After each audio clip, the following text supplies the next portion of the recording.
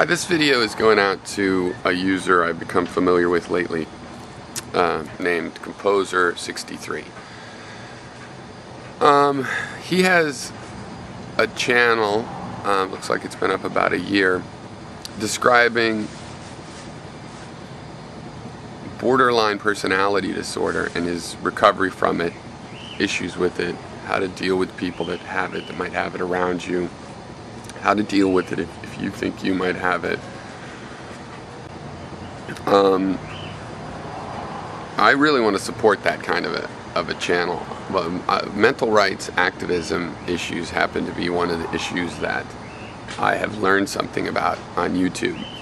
I have a philosophy channel. I think through my philosophical ideas. Some are really abstract.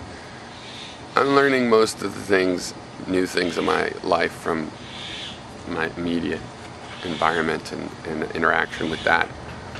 But Mel's basket case, for example, has brought up some issues in ways I hadn't seen before. I thought I knew about, but you get a different perspective. And it's true of you too, Composer63, seeing things from your perspective. But it brings up a lot of issues, really all the issues that I talk about philosophically and my philosophy of interacting on YouTube. You know, if somebody puts a video up in public, I kind of feel like, well, you put it up, I can answer it.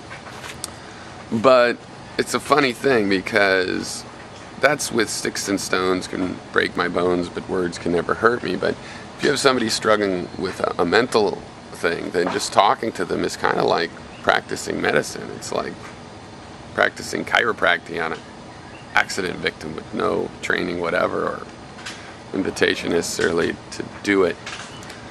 The question really, there's just so many issues about this that are interesting. Like, I kind of think our society as a group acts like an individual with, borderline personality disorder. I've been talking to people in my personal life about this, and a lot of people are like, they think borderline means that you're on the border of being crazy or not. No, this goes, I try to tell them how the spectrum works. And we're dealing with somebody, a relative, who's going through problems like this, the voice hearing stuff. So anyway, I've been watching your channel, and I've told Composer some of this, so some of this is just for anybody else watching. And then, yesterday, or a couple days ago, I guess, Mel made a video and mentioned this idea of gangstalking, and was asking the question, can you diagnose somebody, and can somebody be psychotic and not have incoherent speech, and some of these details of diagnosis. She made a follow-up video basically where she's like, no, you can't, and you shouldn't try, you should just give these people wide berth to figure out, their stuff. But to me, that's a little bit, like, isn't that part of the problem? We ignore, let's just pretend it's not there. We're not interacting. They're coming into this public conversation. See, to me, it's crucial. The public conversation is so valuable because everybody's a part of it. Everybody. So isolating people, and especially borderline, the way that you describe those symptoms, I mean, to isolate is part of the problem. These are people of intellect that can engage, and there's a lot of logic. Okay, so but into this thing that Mel brought up, gangstalking, I started searching and I found out, oh my God, there's a lot of people believe they're being this gang stalked. And it's basically a tinfoil hat kind of idea. The symptoms these people have are a lot like what you've described, Composer, and not being specific in one diagnosis or another. But when you're hearing voices and stuff, these are some sort of personality disorder that I think, to heal, people are going to have to face. But instead, they're sharing information, and they both have these kinds of experiences, and the similarities are such, oh my God, it's happening to you too. And they have terms. They're consider themselves targeted individuals. There's things like voice-to-skull technology and implants, and just mind control of various sorts, and people that cut them off in traffic.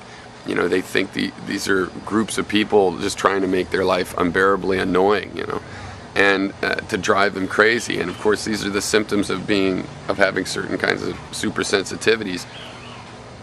And but they're projecting it into a shared reality. You know, they're shared consistent experiences. They could turn that into a shared reality.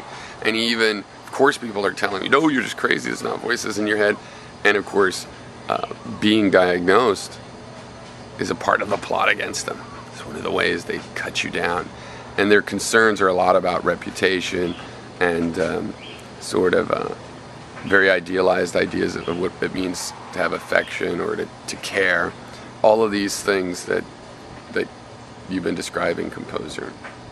So the question is, you see someone's video like that, and what should you do? I mean, is it okay just to say, that's crazy, that's probably not happening, or here's a rational explanation? I mean, anybody can search this, gang stalking. There's just, I was just shocked, there's dozens and dozens of people like this, and it's sad. And I see them struggling, and I see how, if you really knew there was a plot of people, you know, you'd think you know that. I mean, geez, if I knew I was being stalked, you know, I went on the wrong side of some local gang, and yeah, I'd stand up to it. How can you know, so there's one video of this truck driver. It's a totally lucid thing. He's describing how this has happened to him. He's making a video in front of a Starbucks, and a car drives up, and he's like, oh, there's one of the guys.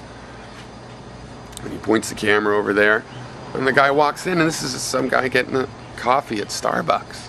And this guy's like, the gang stalkers better watch out, or one of us finally just had enough, probably me, and shoot him right there in the street. And the guy says that. And this is a guy walking to a Starbucks with his own life going on. And that's the last thing a person like that would need. I feel there's a huge thing of our society that people fall through the cracks. You know, like somebody that thinks they're being gang stalked, they might be functional in a lot of ways. They give up their house because they think it's bugged. They abandon their van because they think it's bugged. They can't escape, you know.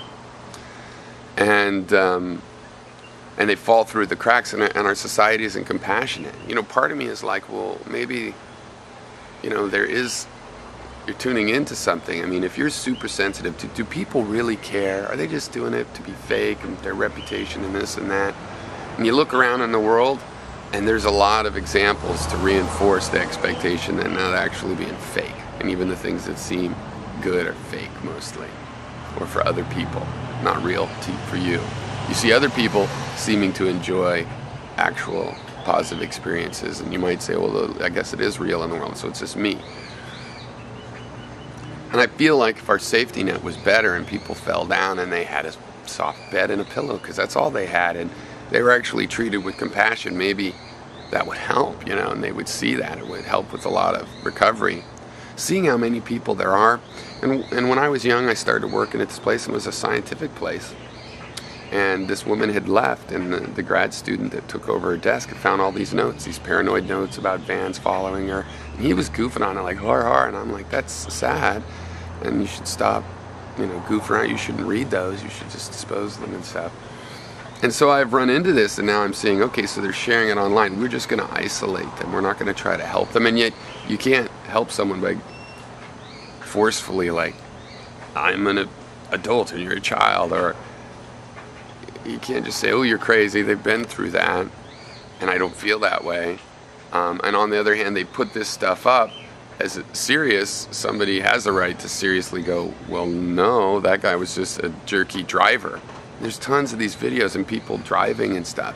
And there's some that's like standing up to the gang stalkers, you know, screaming at them. So the question is, you know, how, if you wanted to interact, because I agree, I don't know what to do, so I'm not going to do anything. I'm not going to interact, probably. At least I'm going to think about it more. Let's say you want to interact. What's the positive way? How can you interact? I mean, do you try to, shouldn't there be a psychological organization of psychologists? All they have to do is log on YouTube, and they could see all sorts of untreated people that just need some sort of support therapy or something.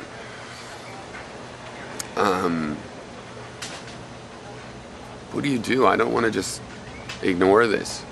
But this is at the level now we can communicate, we can connect with people that have isolated themselves. Not even on purpose, but because how their brain chemistry is working. And then we become reconnected because the way the internet is working. And we ignore that, and we say, oh my God, this was better when they were isolated. I don't think so. I think it's better if we can all do something for their safety and our safety. You know, some people go really crazy and can't control their violence with this kind of problem. There's so many more people that don't do that. You know what I mean? The sympathy that those people deserve, just that's a direct thing that they deserve as medical victims. You know, it's just like someone that has the measles shouldn't be treated like they're possessed by the devil. They should just be medically treated like medically. And yet it is a dangerous disorder. There's scary things about talking about it, and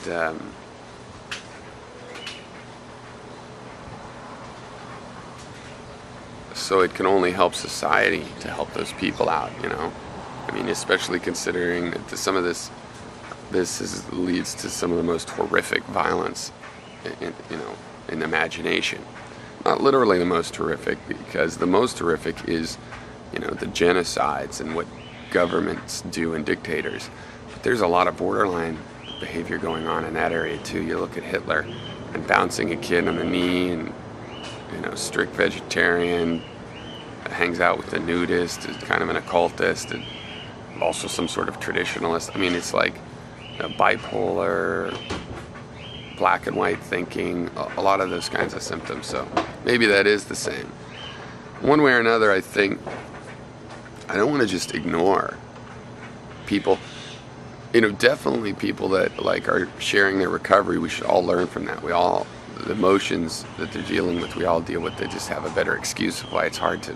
It's hard for everybody to forget a grudge. It's really hard if you're borderline. But it's hard for all of us. So if you learn how to do it with the having to overcome a borderline emotional system, then we could probably all learn from that how to do that. Because there's a lot of people have trouble with that. So we can all learn, but that's an overt cry for hey, I have this issue, but I know about it and I'm brave enough. Go ahead and talk to me. We'll take chances. Maybe I'll get a hurt feeling. Maybe I'll give you a chance. My rationalities, and that's an open invitation. But what about somebody who comes up, they want help. I'm being gang stalked. Seriously, a lot of them, help, I'm being gang stalked. And they're just getting, all the comments are from other people that go, yeah, it's happening to me too. Very few trolls and very few, none, no one of just a compassionate mental health kind of attitude, professional or otherwise.